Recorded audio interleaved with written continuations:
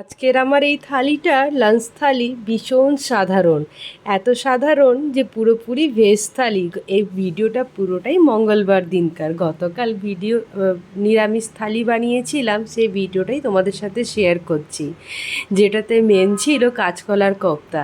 কাঁচকলার কোপ্তা অনেকেরাই সবাই বানাতে পারো আমি জানি, কিন্তু এখন আমার মনে হয় ব্যস্ততা জীবনে সবাই কাঁচকলার কোপ্তা বানানোটা প্রায় সবাই ইগনোর করে।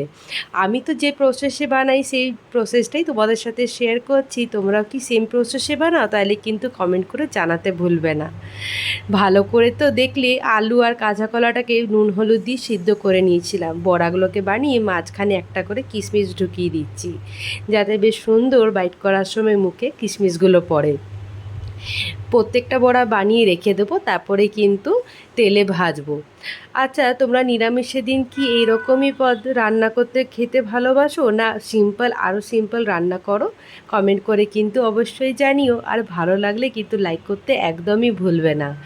সেই বড়াগুলোকে একদিকে ভাজতে চাপিয়ে দিলাম, অন্যদিকে তেলের মধ্যে গোটা জিরে ফোড়ন দিয়ে আলুগুলোকে ভালো করে লাল করে ভেজে টমেটো, আদা, লঙ্কা বাটা, একটু জিরে গুঁড়ো, লঙ্কার গুঁড়ো, হলুদ গুঁড়ো, নুন আর পরিমাণ মতন একটুখানি মিষ্টি দিয়ে ভালো করে মশলাটাকে কষিয়ে নেব, ঠিক যেমন নিরামিষ মশলা কষানো হয়। লো ফ্লেম করে ভালো করে তেল ছাড়া পর্যন্ত কষিয়ে নিয়ে গরম জল এটার মধ্যে দিয়ে দেবো।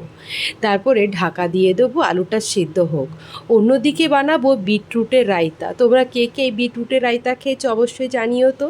আর যারা যারা ওয়েট লস করছো অবশ্যই কিন্তু এই বিটরুটের রায়তাটা রোজ দুপুরবেলায় ট্রাই করবে।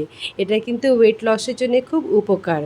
আর আলুটা যে সিদ্ধ হয়ে গেল, আমি এখানে গোটা এলাচ দিয়ে বড়াটাকে ভালো করে এক ফুট দিয়ে তারপরে একটুখানি ঘি দিয়ে নামিয়ে ফেলবো।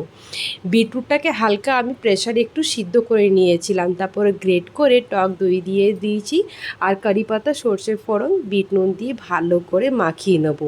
এই রায়তাটা কিন্তু খুব ইজি আর খুব সিম্পল ছিল। আজকে পদে লাউয়ের ঘন্ট, লাউয়ের খোসা ভাজা, কাঁচকলার কোপ্তা, আলু দিয়ে পাতলা করে ঝোল। এটা কিন্তু খেতে খুব ভালো লাগে। তার সঙ্গে ছিল তিতর ডাল আর ছিল বিটরুটের রায়তা। কেমন লেগেছে লাঞ্চ থালিটা কমেন্ট করে অবশ্যই জানিও, কিন্তু লাইক করতে একদমই ভুলবে না।